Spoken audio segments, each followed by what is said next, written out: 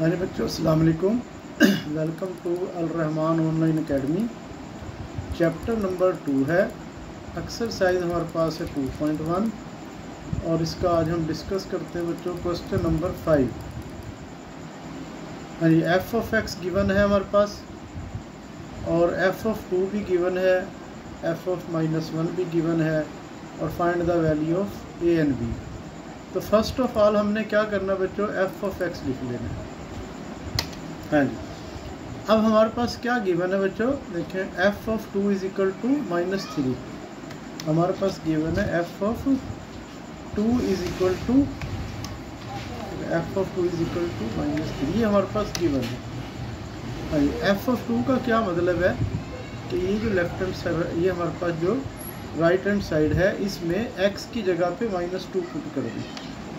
F of 2 का मतलब है यहाँ x की जगह पे -2 पुट कर दें कि जहाँ जहाँ x आ रहा नहीं, ये 2 पुट कर दें। यहाँ x आ रहा बच्चों, वहाँ आपने 2 पुट कर दें। देखें ये हमने जहाँ जहाँ x है ना, उसकी जगह हमने 2 पुट कर दिया और ये is equal to as it is आ गया और -3 ये हमारे पास में एज इट इज़ आ गया। अब हम इसको हल करते हैं। 8 माइनस का 4a प्लस का 2b प्लस का 1। ये जो -3 है इसको भी हम लेफ्ट हैंड साइड पे ले आते हैं। +3 इज इक्वल टू 0। बच्चों माइनस का 4a प्लस का 2b, ये 8 और +1 9 हो जाएगा और +3 ये हो जाएगा बच्चों प्लस का 12 इज इक्वल टू 0। तो इसमें से हम कॉमन ले लेते हैं 2। हाँ तो बच्चों क्या है, कॉमन ले लेते हैं 2, लेकिन मैथ का रूल है पहली रकम पॉजिटिव होनी चाहिए। तो देखिए ये हम यहाँ से फिर अब -2 कॉमन लेते हैं क्योंकि पहली रकम फर्स्ट रकम पॉजिटिव होनी चाहिए। तो ये इसके साइन चेंज हो जाएंगे, 2a माइनस का b हो जाएगा और बच्चों हमारे पास क्या हो जाएगा, माइनस का 6 हो जाएगा इज इक्वल टू 0। ये हमारे पास ना इज इक्वल टू 0। हाँ जी, अब ये 2a हो जाएगा हमारे पास, माइनस का b हो जाएगा, माइनस का 6 हो जाएगा और इज इक्वल टू 0। तो ये -2 है, -2 उधर जाके ना ये -2 है, दूसरी साइड पे जाके डिवाइड हो जाएगा और आपको तो 0/समथिंग इज इक्वल टू 0। ये हमारे पास में इक्वेशन नंबर 1 बन गई। तो बच्चों हमारे पास इक्वेशन नंबर 1 बन गई।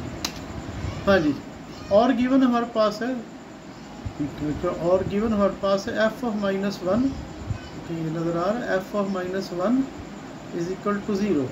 तो अब यहाँ लिखते हैं हम f of -1 is equal to 0। अब इसका क्या मतलब बच्चों, x की जगह पे जो हमारे पास है, इसमें x की जगह पर -1 पुट कर दें।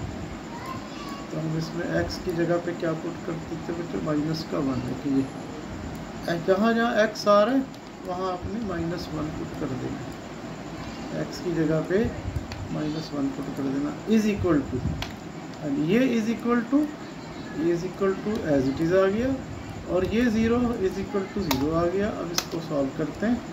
-1 माइनस का a माइनस का b और प्लस का 1 इज इक्वल टू 0।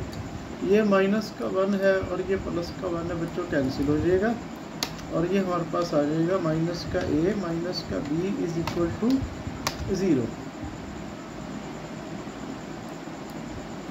हाँ जी बच्चों, इसमें से माइनस का कॉमन फैक्टर निकाल दें।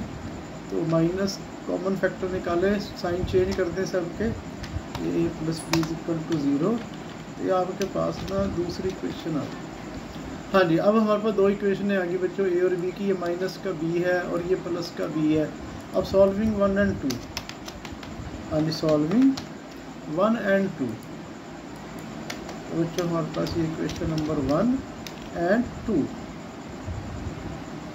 इक्वेशन नंबर 1 और 2 को बच्चों हम सॉल्व करते हैं। हाँ जी, सबसे पहले हम इक्वेशन नंबर 1 को लिख लेते हैं। या हमने इक्वेशन नंबर 1 को लिख लिया, फिर हम इक्वेशन नंबर 2 को लिख लेते हैं इसके नीचे। इक्वेशन नंबर 2 को लिख लिया और फिर ये एक लाइन लगाते हैं यहाँ पे।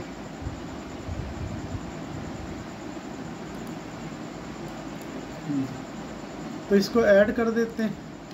हाँ जी, तो इसको ऐड करते हैं, माइनस बी और ये प्लस का बी कट हो जाएगा, और ये 2a और प्लस का a बच्चों हो जाएगा 3a, ये 3a हो जाएगा, और माइनस का 6 हो जाएगा, ये माइनस का 6। देखिए थोड़ा सा डिशन आगे लिख रहा है तो लिख लेते हैं। देखिए ये माइनस का 6 एज इट इज़ आ गया, और इज इक्वल टू क्या हो गया बच्चों 0। तो 3a इज इक्वल टू, हाँ जी 3a इज इक्वल टू 6। तो a की वैल्यू 6/3 कितनी आ जाएगी बच्चों 2। ये हमारे पास ना a की वैल्यू आ गई, और जो ये a की वैल्यू है हम इसको पुट कर देते हैं इक्वेशन नंबर 2 में या 1 में पुट कर देते हैं। इक्वेशन नंबर 2 में पुट कर दें, ये हमारे पास इक्वेशन नंबर 2 है बच्चों, ये इक्वेशन नंबर 1 है और ये इक्वेशन नंबर 2 है।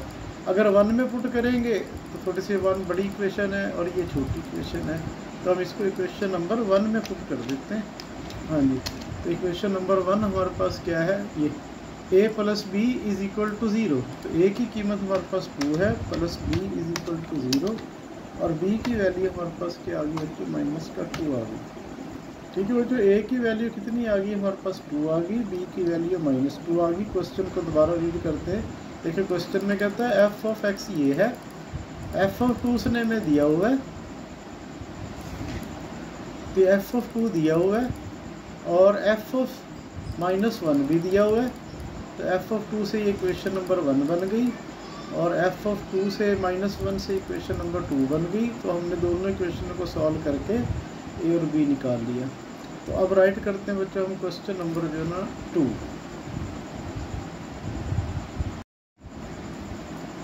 हाँ जी बच्चों, क्वेश्चन नंबर हमारे पास 6 है। A stone falls from the height of 60 metre. ये जो 60 मीटर ये हाइट का यूनिट है। तो देखिए 60 मीटर बच्चों हाइट का यूनिट है, इसने यूज़ नहीं होना, सिर्फ मीटर यूज़ होना है कि हाइट का यूनिट जो है ना मीटर में, 60 ने यूज़ नहीं होना ऑन द ग्राउंड।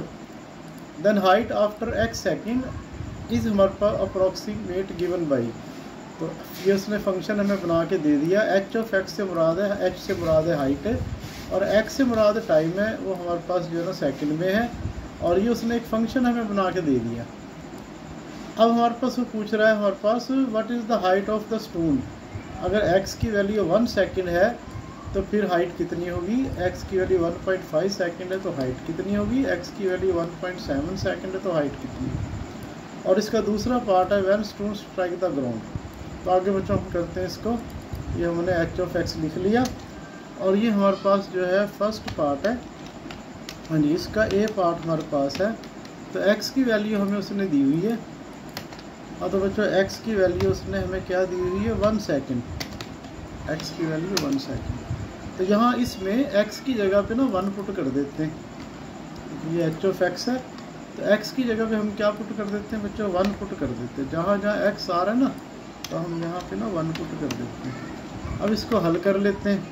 ये हमारे पास 40 हो जाएगा, -10 × 1 हो जाएगा, 1 का स्क्वायर 1 के बराबर है, और ये कितना हो जाएगा मल्टीप्लाई करके बच्चों कितना हो जाएगा हमारे पास 10। ये कितना हो जाएगा हमारे पास 10। तो इसको हल करेंगे तो कितना आ जाएगा 30। तो आपने इसके साथ ना मीटर लगा देना। हाँ जी, बी पार्ट है बच्चों इसका। हाँ जी, बी पार्ट हमारे पास क्या है, x की वैल्यू 1.5 सेकंड, यानी x इज इक्वल टू 1.5, और ये हमारे पास में सेकंड। तो h ऑफ x लिखते हैं, ये h ऑफ x है। तो अब जहाँ जहाँ x आ रहा है ना उसकी जगह 1.5 पुट कर देते हैं। तो ये हमने x की जगह ना 1.5 पुट कर दिया। ठीक है, तो ये हमने बच्चों यहाँ x की जगह 1.5 पुट कर दिया। अब इसको सॉल्व कर लेते हैं। हाँ जी, 40 - 10 और 1.5 का स्केयर, ये 1.5 का हमने स्केयर लिया। तो ये बच्चों हमारे पास आ गया 2.25 इज इक्वल टू, इसको सारा सॉल्व कर लेते हैं। 40 - 10 मल्टीप्लाई बाई 2.25। तो इसका हमारे पास आंसर हमारे पास आ गया 17.5। इसके साथ आपने ना मीटर लगा देना है, क्योंकि हाइट का यूनिट ना मीटर में है। तो सी पार्ट बच्चों हमारे पास है। हाँ जी बच्चों, क्या है सी पार्ट, कितना है 1.7 सेकंड, 1.7 सेकंड। तो पहले हम क्या लिखते हैं बच्चों, h ऑफ x लिखते हैं। तो h ऑफ x लिखते हैं हमारे पास, लिख लिया, एच ऑफ एक्स लिख लिया। अब एक्स की जगह आपने क्या करना, 1.7 पुट कर देना है। जहाँ जहाँ एक्स आ रहा ना उसकी जगह पर आपने बच्चों 1.7 पुट कर देना है। अब आप इसको हल कर लेना। हाँ, ये कितना हो जाएगा हमारे पास 40। हाँ जी, ये 40 एज इट इज़ आ जाएगा, माइनस 10 एज इट इज़ आ जाएगा, और 1.7 का ना स्केयर, ये 1.7 का स्केयर हल करेंगे तो ये आपके पास आ जाएगा 2.89। अब इसको सारे को सॉल्व करेंगे। हाँ जी, 40 माइनस 10 इंटू हमारे पास 2.89, इसको हल करेंगे तो बच्चों ये हमारे पास आ जाएगा 11.1। इसके साथ ना अपने मीटर लगा देंगे, यानी 1.7 के बाद हाइट कितनी होगी बच्चों, इतनी हाइट होगी हमारे पास।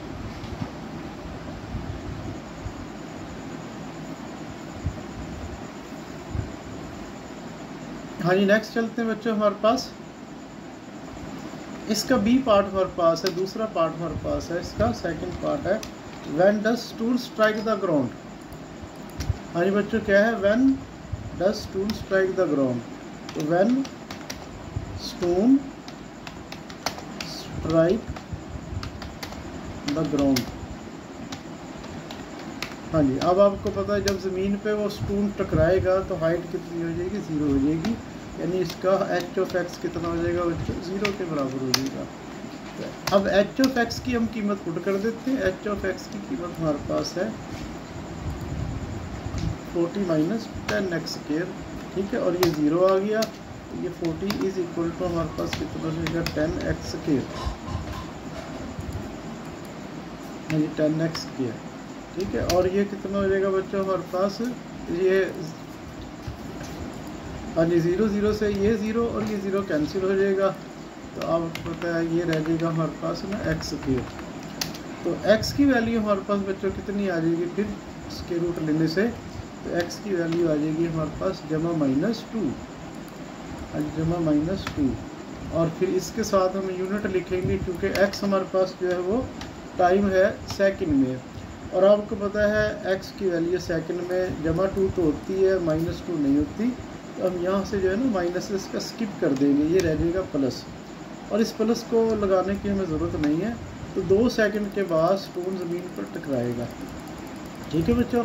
नेक्स्ट क्वेश्चन देखते हैं। हाँ जी बच्चों, क्वेश्चन नंबर 7 हमारे पास है, कहता है कंसीडर द फंक्शन, ये हमें उसने फंक्शन दिया हुआ f of x is equal to 3x - 5, और नंबर 1 हमारे पास है, इसकी हमने डोमेन रेंज फाइंड करनी है, और दूसरा हमने इसको देखना है कि क्या ये 1-to-1 फंक्शन है, और तीसरा फिर हमने इसको देखना है कि यह ऑन टू फंक्शन है, ऑन टू फंक्शन।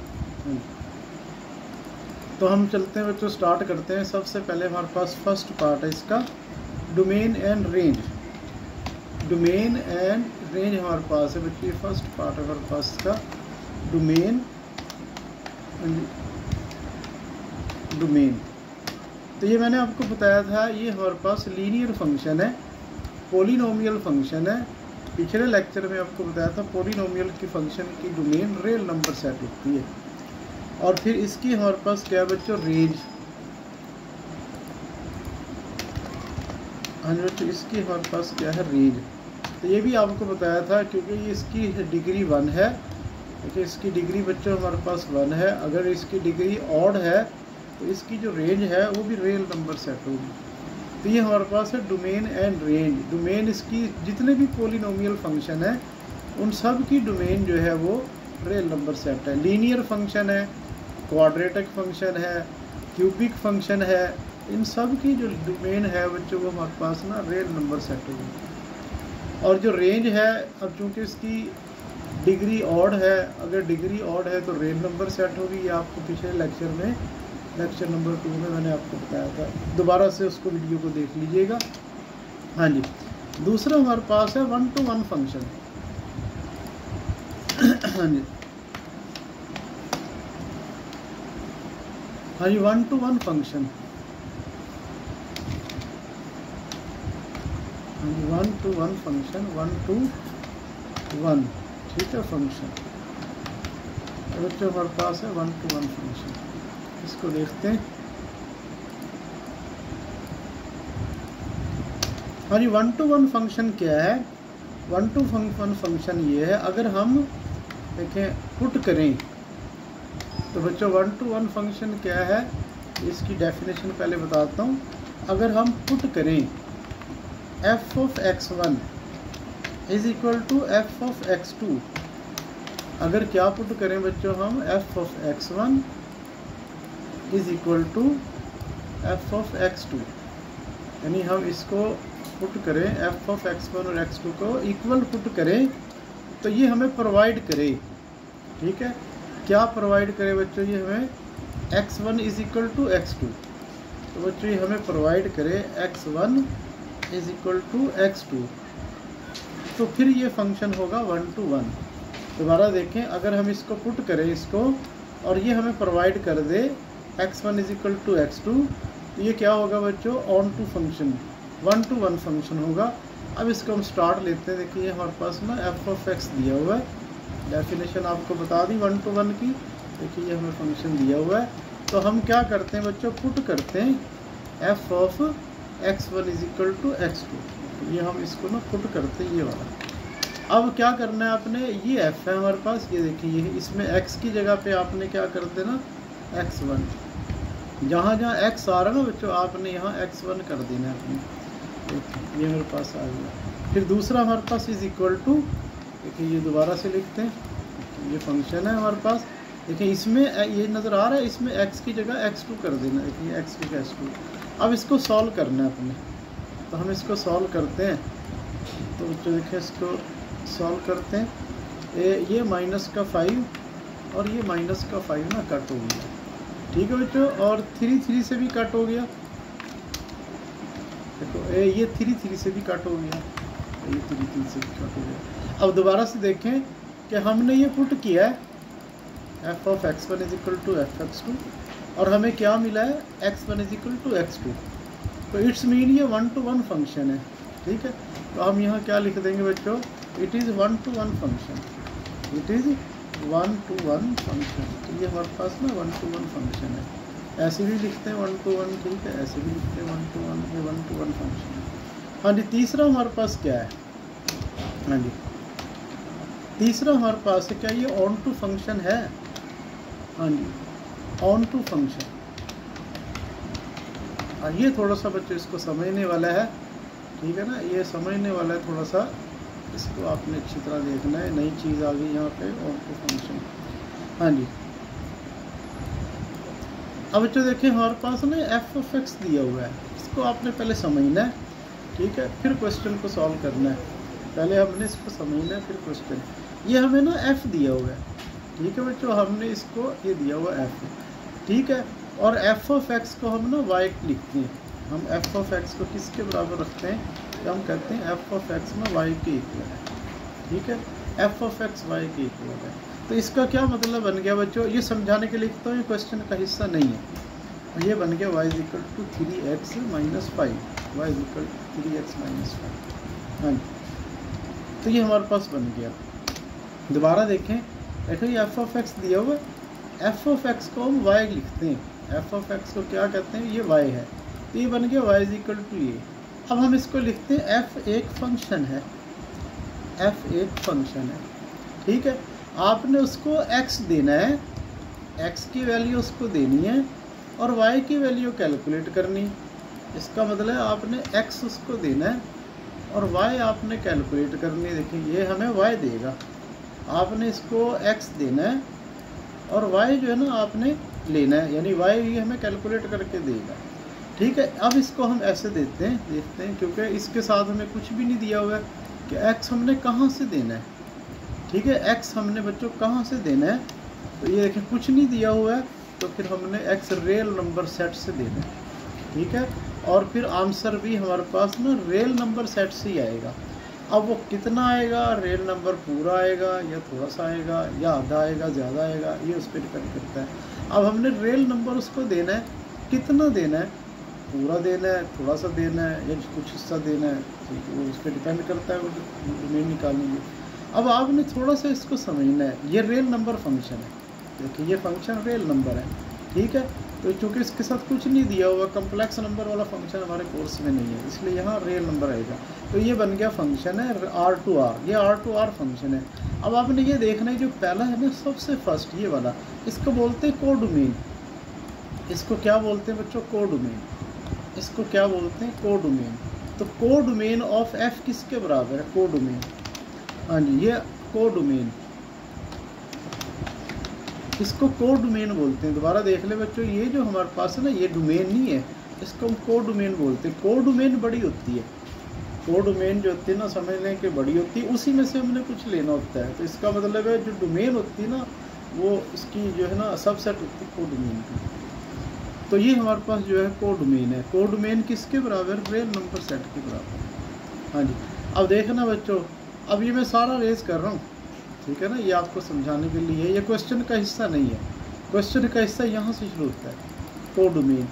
कोडोमेन क्या है? ठीक है बच्चों, आपने क्या करना है, देखें दोबारा देखें, ये फंक्शन दिया हुआ है, इसके साथ कुछ भी नहीं दिया हुआ है, तो इसकी कोडोमेन रियल नंबर सेट है। अगर इसके साथ दिया होगा तो फिर कभी बाज़ का जो है ना उसके इसके साथ ऐसे करके भी दे देता है, यहाँ प्लस का निशान लगा देता है। ठीक है बच्चों, यहाँ पे क्या कर देता है? प्लस का निशान लगा देता है। तो यहाँ पे हमारे पास ना प्लस का निशान लगा देता है, तो इसका मतलब रियल नंबर सेट में से सिर्फ पॉजिटिव वैल्यू लेनी है, या मनफी का निशान लगा देगा, रियल नंबर सेट में से मनफी की वैल्यू लेनी। बहरहाल तो ये हमारे पास रियल नंबर फंक्शन है, ये रियल फंक्शन है, तो इसकी कोडोमेन रियल है। अगर दी हुई तो वही लेनी है, अगर नहीं दी हुई तो बच्चों हमने क्या करना? रियल नंबर सेट लेना। इसकी कोडोमेन रियल नंबर सेट है, और इसकी रेंज हमने निकाली हुई है। इसकी रेंज क्या है हमारे पास है, वो हमने ऊपर निकाल ली हुई, रियल नंबर है। तो इसकी रेंज क्या है हमारे पास? रियल नंबर है। हाँ जी, अब आपने याद रखना है, ये इसका फार्मूला है सिंस। हाँ जी, फार्मूला क्या है? कोडोमेन।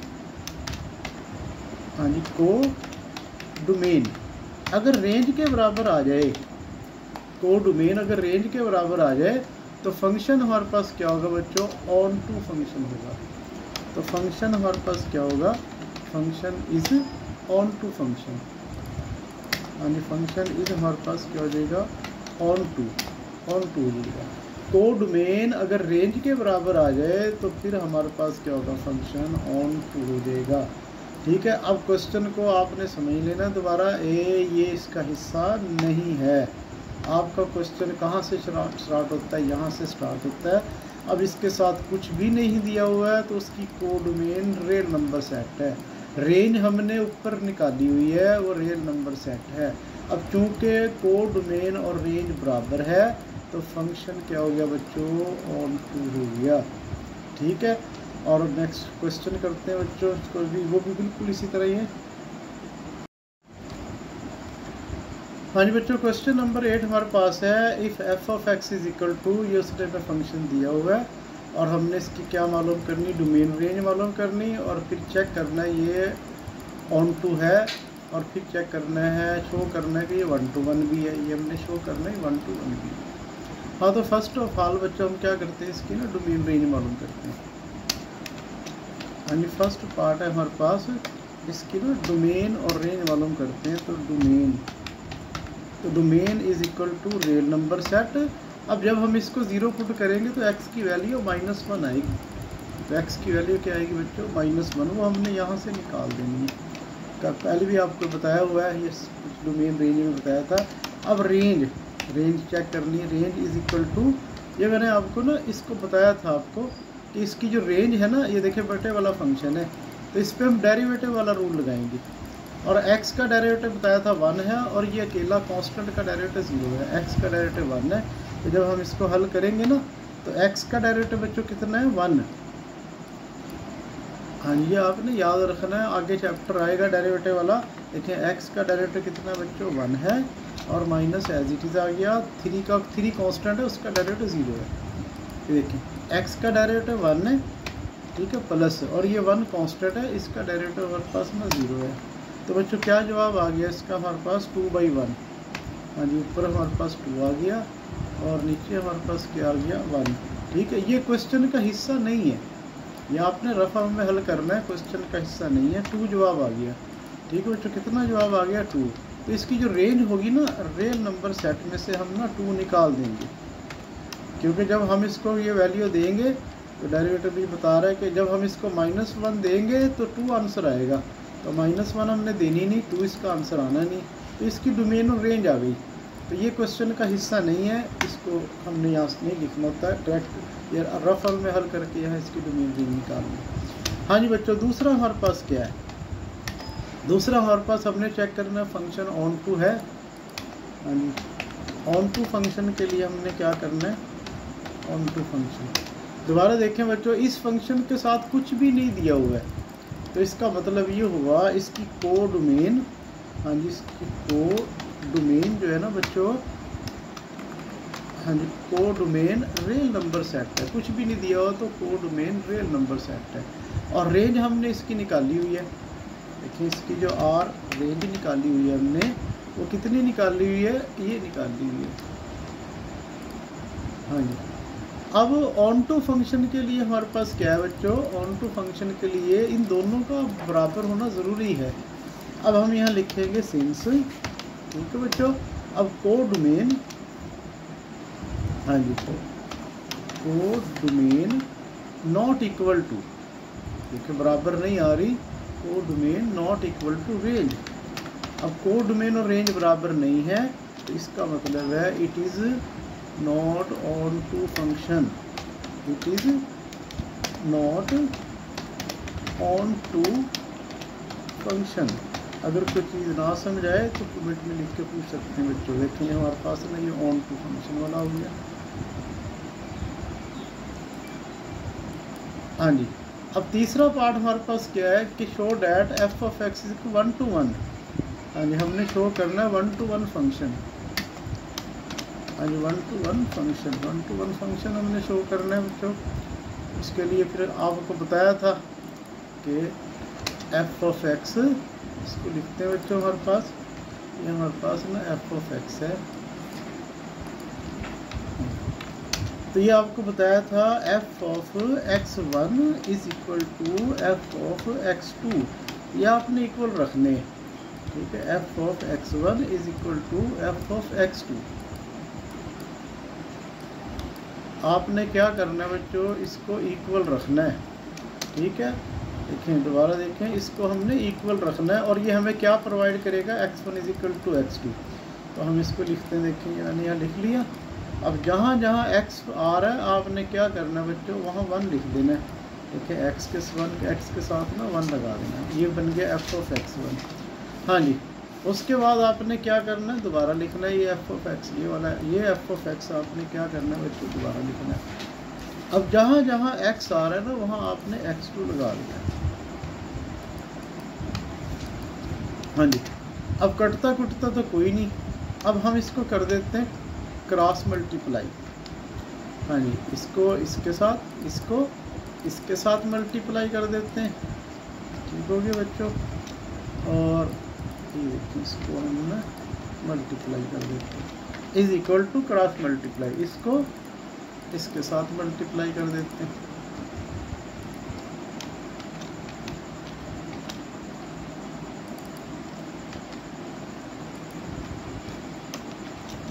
हाँ जी, अब इसको मल्टीप्लाई करते हैं। देखें 2x1 को इसके साथ, इन दोनों के साथ, तो बच्चों हमारे पास क्या आ जाएगा? ये आ जाएगा 2x1 x2। हाँ जी 2x1 x2 मल्टीप्लाई किया,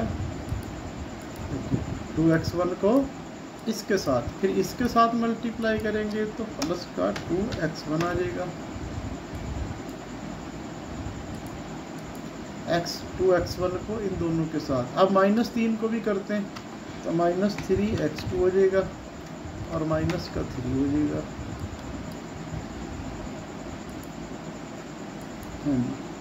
इज इक्वल टू, अब इसको भी मल्टीप्लाई करते हैं बच्चों। हाँ जी, देखिए इसको और इसको मल्टीप्लाई करेंगे ये आएगा, और फिर इसको 1 के साथ मल्टीप्लाई करेंगे तो ये 2 हो जाएगा। -3 को x1 से मल्टीप्लाई करेंगे तो ये x1 हो जाएगा। -3 को 1 से मल्टीप्लाई करेंगे तो ये हो जाएगा। हाँ जी, अब देखते हैं बच्चों जो कटता है ना उसको काट देते हैं। ये मनफी का 3, पहले तो इसको देखें, ये वाला और ये कट गया, ठीक है ना, x1 x2 कट गया, ठीक है। ये बच्चों ये माइनस का 3 और ये माइनस का 3 कट गया। अब हमने क्या करना है, x1 को एक साइड पे लें और बाकी रकमों को एक साइड पे लें, तो ये 2x1, ठीक है बच्चों। इधर से माइनस का 3x1, हाँ जी, इसको हमने क्या करना है, तो इधर ले आना है, ये प्लस का हो जाएगा, हाँ जी, इज इक्वल टू, ये हमारे पास ना प्लस का हो जाएगा, हाँ जी, इज इक्वल टू ये 2x2 बच्चों एज इट इज़ आ गया, और ये मनफी का 2x, ये वाला मनफी का है, तो इधर आके ये कितना हो जाएगा बच्चों, प्लस का हो जाएगा, ये हमारे पास क्या हो गया, प्लस का हो गया। अब इसको मज़ीद सॉल्व करते हैं, हाँ जी, ये कितना हो गया बच्चों, 5x1 हो गया, इज इक्वल टू, और ये कितना हो गया हमारे पास 5, और ये x2 हो गया, 5 से कट गया, तो x1 इज इक्वल टू कितना बन गया बच्चों हमारे पास, x1 is equal to x2, ठीक है। हमने क्या किया है, तो हमने f ऑफ x1 और f ऑफ x2 को इक्वल किया है, और हमें क्या मिला है, x1 is equal to x2, तो हमें क्या पता चला बच्चों, इट इज़ हमारे पास onto function, 1-to-1 function, हाँ जी, तो क्या बना है हमारे पास, it is 1-to-1 function, 1-to-1 हमारे पास में फंक्शन बन गया, ठीक है बच्चों। क्वेश्चन सॉल्व हो गया। अब नेक्स्ट क्वेश्चन करते हैं,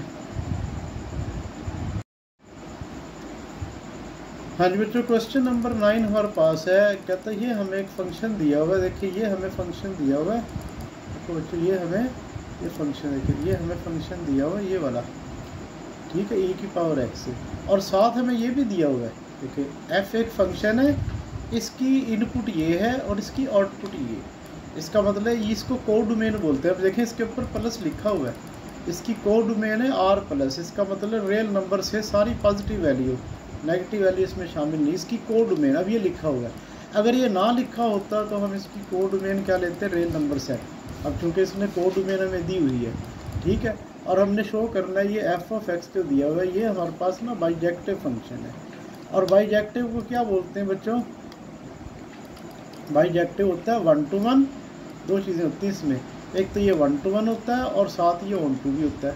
हमने शो करना है ये बाइजेक्टिव फंक्शन है, इसका मतलब ये 1-to-1 भी है और ये हमारे पास ना ऑन-टू भी है, तो हम इसको स्टार्ट लेते हैं बच्चों। हाँ जी, सबसे पहले हम आते हैं 1-to-1 की तरफ, हाँ जी, 1-to-1 फंक्शन, सबसे पहले हमने क्या कहना बच्चों, ये 1-to-1 फंक्शन, हेडिंग दे देते हैं इसकी, ये 1-to-1 फंक्शन चेक करते हैं, ये 1-to-1 है, तो 1-to-1 फंक्शन हमें क्या कहता है कि हम ना पुट करना है f of x1 is equal to f of x2, हमने क्या करना है, f ऑफ x1 और f ऑफ x2 ना पुट करना है,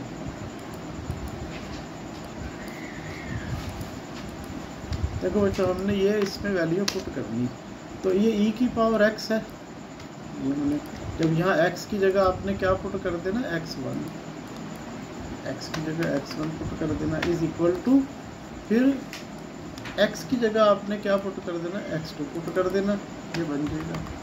हाँ जी, अब थोड़ा सा गौर करना है, ये बेस और ये बेस ना एक जैसी, ये कैंसिल हो जाएगी, हाँ जी बच्चों, ये क्या हो जाएगा, कैंसिल, ये बेस और ये बेस कैंसिल हो जाएगी, तो क्या रह जाएगा हमारे पास, x1 is equal to x2, तो x1 is equal to x2, तो क्या पता चला बच्चों, हमने f ऑफ x1 और x2 को बराबर रखा और हमें क्या मिला है, x1 और x2 मिला है, तो इसका मतलब ये हुआ कि इट इज़ हमारे पास 1-to-1 फंक्शन, इट इज़ हमारे पास क्या बच्चों, इट इज़ हमारे पास 1-to-1 हमारे पास ना फंक्शन है, ये हमारे पास ना 1-to-1 फंक्शन है।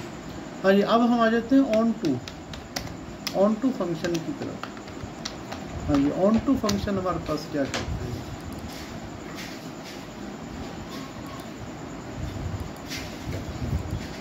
हाँ जी, ऑन टू फंक्शन हमें क्या कहता है, देखिए ऑन टू फंक्शन में ये नज़र आ रहा है आपको, देखें, ठीक है ना, ये देखिए बड़ी अहम चीज़ है, जिसको हमें यहाँ से ना कॉपी करके लिखते हैं,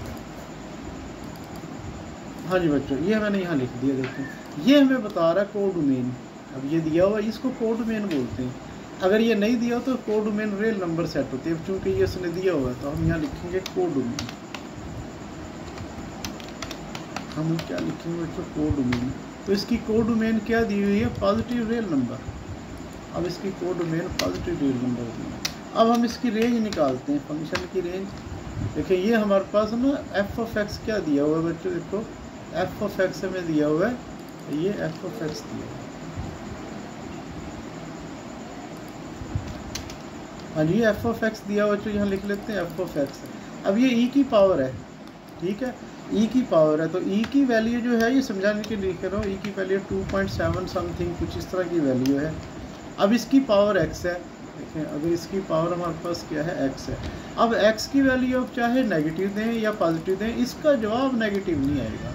तो बच्चों ई की पावर एक्स का जवाब, ये देखें ई की पावर एक्स है, ई की पावर एक्स का जवाब नेगेटिव नहीं आएगा, इसका मतलब है ई का जवाब पॉजिटिव आएगा। तो इसका मतलब है ई का जवाब पॉजिटिव आएगा, रियल नंबर से सिर्फ पॉजिटिव ही वैल्यू आएगी। तो इसकी जो रेंज है बच्चों, इसकी रेंज हमारे पास यही है। अब कोडोमेन और रेंज चूँकि बराबर है, सिंस हमारे पास कोडोमेन और रेंज बराबर है, codomain is equal to range, तो कोडोमेन और रेंज बच्चों बराबर है। तो ये हमारे पास क्या हो गया, इट इज़ हमारे पास onto function, it is हमारे पास ना ऑन टू फंक्शन हो गया हमारे पास। अब थोड़ा सा देखें कि ये 1 to 1 भी है, ऑन टू भी है, तो इट इज़ हमारे पास क्या हो गया, बाइजेक्टिव फंक्शन। तो इट इज़ हमारे पास बाइजेक्टिव फंक्शन हो गया बच्चों, इट इज़ बाइजेक्टिव फंक्शन, क्योंकि ये 1 to 1 भी है, ऑन टू भी है, ये बाइजेक्टिव फंक्शन हो गया। ठीक है बच्चों, अगला क्वेश्चन करते हैं, लास्ट क्वेश्चन इसके बाद। आज बच्चों क्वेश्चन नंबर 10 है, क्या था, जी एक फंक्शन है, देखें जी एक फंक्शन है, उसकी जो इनपुट है वो आर है और उसकी जो आउटपुट है वो भी आर है। ठीक है बच्चों, इसका मतलब ये कोडोमेन है, ये हमारे पास जो दी हुई है कोडोमेन है, रियल नंबर सेट है, और ये फंक्शन उसने हमें दिया हुआ है। और हमने क्या चेक करना है कि ये हमारे पास फंक्शन 1 to 1 है, तो 1 to 1 को बोलते हैं इंजेक्टिव। अगर सिर्फ 1 to 1 है तो उसको इंजेक्टिव बोलते हैं, अगर सिर्फ ऑन टू है तो उसको सरजेक्टिव बोलते हैं। ठीक है, तो हम पहले इसको चेक करते हैं कि ये इंजेक्टिव है, यानी 1 to 1 है। देखिए ये हमने लिख लिया, तो हम सबसे पहले इसको ना चेक करते हैं कि 1 to 1 है। हम 1 to 1 फंक्शन चेक करते हैं इसका। हाँ जी, 1 to 1 फंक्शन के लिए बच्चों हम क्या करेंगे, हाँ जी 1 to 1 फंक्शन के लिए हम पुट करेंगे f of x1 is equal to f of x2। ये हम पुट करेंगे, अगर इससे हमें x1 और x2 इक्वल आ जाता है तो फिर ये फंक्शन हमारे पास क्या है, 1 to 1 है। देखिए हम यहाँ लिखते हैं बच्चों, ये हमारे पास ना जी। अब चूंकि ये बच्चों जी ऑफ एक्स दिया हुआ है, अब यहाँ एफ नहीं लिखेंगे, हम यहाँ लिखेंगे जी। ठीक है ना, जी लिखेंगे, क्योंकि जी ऑफ एक्स दिया, जी लिखेंगे। अब ये जी ऑफ एक्स है, जी ऑफ एक्स है। अब जहाँ जहाँ एक्स आ रहा है ना बच्चों, आपने वहाँ ना x1 लिख देना है। ये हम इसको ना x1 लिख देते हैं, इज इक्वल टू, फिर दोबारा लिखते हैं फंक्शन को, जहाँ जहाँ x आ रहा है वहाँ अब हमने ना x2 लिख देना है। ये हमने यहाँ क्या लिख दिया बच्चों, x2 लिख दिया। ठीक है, अब हमने क्या करना है बच्चों, देखें ये वाली रकम जो है ना, देखें इसको हम अब इसमें से कॉमन शॉमन तो कोई आता नहीं, कटता कुटता भी कोई नहीं। अब इस रकम को उठा के ना हम उधर ले जाते हैं, तो इस रकम को उठा के बच्चों हम इधर ले आते हैं, तो ये इधर आके क्या बन गया, माइनस का। और इस रकम को उठा के हम क्या करते हैं बच्चों, उधर ले जाते हैं। ये हमारे पास क्या बन गया, ये इधर प्लस का बन गया, ये हमने लिख लिया। अब ये ए क्यूब मनफी बी क्यूब वाला, इस पर हम फार्मूला लगा लेते हैं। इस पर फार्मूला लगाते हैं, x1 मनफी हमारे पास ना x2, ठीक है, ये हम इस पर ना फार्मूला लगाते हैं। फिर हमारे पास x1 का स्क्वायर, हाँ जी x1 का स्क्वायर, और फिर प्लस हमारे पास ना x1 x2, और फिर हमारे पास ना x2 का स्क्वायर। हाँ जी, तो ये हमने इस पर ना फार्मूला लगा दिया। तो और इसको लिखते देखेंगे, इसको हम x1 लिख लेते हैं, x1 मनफी x2, फार्मूला लग गया बच्चों a मनफी b a square plus a b, और हमारे पास ना प्लस बी स्क्वायर, तो ये हमारे पास है ना x1, और ये हमारे पास बच्चों ये भी x1 है।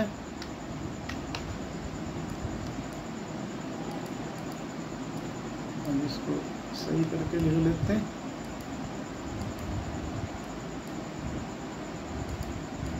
हाँ जी, देखो ये a मनफी बी वाला फार्मूला लग गया, a मनफी बी ए स्क्वायर जमा ए बी और जमा बी स्क्वायर। तो इसमें से हम क्या करते हैं बच्चों, 3 ना कॉमन ले लेते हैं। हाँ जी, 3 कॉमन ले लिया तो अंदर हमारे पास क्या बन गया, x1 मनफी x2। अब बच्चों ये x1 मनफी x2 ये वाला और ये दोनों कट गया। हाँ जी, तो ये बच्चों कट गया, देखिए ये और ये हमारे पास कट गया। हाँ जी, अब क्या बच गया बच्चों, अब बताएं, देखिए ये हमारे पास बच गया, ये हमें प्रोवाइड नहीं करता x1 और x2। हाँ जी, तो ये हमारे पास क्या बच गया, ये बच गया, तो इसका मतलब ये हुआ x1 और x2 इक्वल नहीं है। x1 और x2 बच्चों हमारे पास ना इक्वल नहीं है।